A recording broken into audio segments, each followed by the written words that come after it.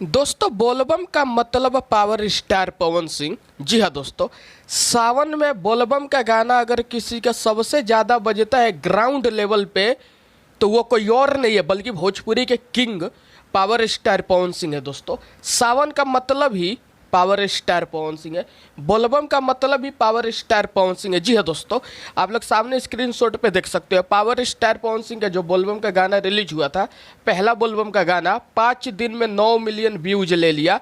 2023 में किसी भी गायक का गाना 5 दिन में 9 मिलियन व्यूज नहीं लिया है दोस्तों। और 9 मिलियन व्यूज के साथ साथ 3,99,000 लाइक, 55,000 से ज़्यादा कमेंट ले लिया। और दोस्तों ये गाना तो वो गाना है पवन सिंह के ए भोले बाबा, जिसे पवन सिंह के विरोधी, पवन सिंह के दुश्मन भी तारीफ करते हुए थकते नहीं है। दोस्तों ये वीडियो अच्छी लगी तो इस वीडियो को दबा दबा के शेयर कर दो आप लोग।